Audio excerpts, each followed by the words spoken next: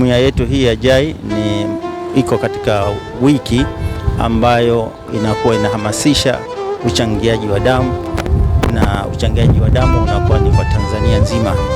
Hii ni wiki ambayo kuanzia tarehe 7 mpaka tarehe 13 au 14 huwa tunatumia kwa ajili ya uchangiaji wa damu kwa taifa zima. Uchangiaji wa damu katika mwezi wetu huu wa August huwa tunautumia mwezi mzima.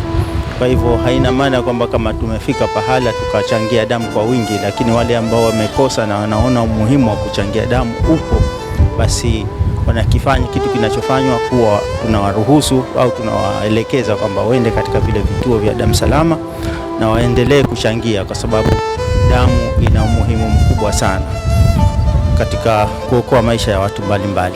Tumepata mafanikio makubwa, mwitikio umekuwa mzuri kwa kweli. Watu wameona umuhimu wa ukusanyaji wa damu, na hili ni jambo, nafikiri lilikuwa ni jambo moja zuri sana.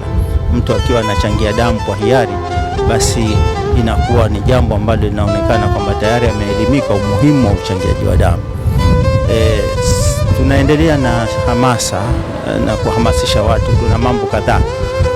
Tunatarajia katika siku 2 zijazo tutakuwepo katika barabara pamoja na waendesha baskeli kuhakikisha kwamba tunaendeleza hili zoezi la kuhamasisha watu kuchangia damu. Mwitikio ulikuwa mzuri, tumepata damu za kutosha, tunawashukuru sana. Lakini pia jingine la kuambia ni kwamba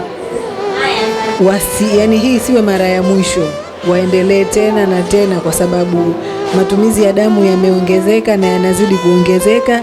Kila siku damu zinahitajika, na sio wao peke yao, na jumuiya nyingine pia tunawaomba washajihishe jamii ili tuweze kupata damu katika hospitali zetu.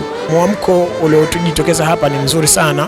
Waliojitokeza kuja kuchangia damu ni nzuri, na elimu imefika vyema, na tunashukuru tumepata damu ambazo tunaweza tukasema zinaweza zikafanya jambo, ingawa damu haitoshi, kwa sababu matumizi ya damu kila leo yanaongezeka. Lakini tumefikia lile lengo ambalo tumelikusudia. Nimejitoza mimi mwenyewe kujitolea kwamba kwa kuchangia damu, kwamba ni vizuri mtu anapokuwa na damu achangie, kwa sababu kuna wagonjwa wingi wanahitaji msaada, na msaada lazima tutoe sisi wenyewe, tujitolee kwa ajili ya kuwasaidia na wengine. Mimi nashauri vijana wenzangu, wazee ambao tunajiona damu tunayo nyingi, tusogeeni karibu tuwapate kuwasaidia na wengine. Tumepata fursa moja ya kushiriki katika wiki ya taasisi ya JAI, ambapo kuna zoezi la uchangiaji wa damu. Tunahamasisha wale vijana, wazee na taasisi mbalimbali na wadau mbalimbali kuja kujumuika na wiki hii ambayo taasisi ya JAI wameweka moja kwa moja katika jamii, manake wameshirikiana na jamii kuweza kuonesha ile umuhimu wa uchangiaji wa damu salama. Tumefurahi kupata fursa ya kuchangia damu ambayo imefanywa na taasisi ya JAI.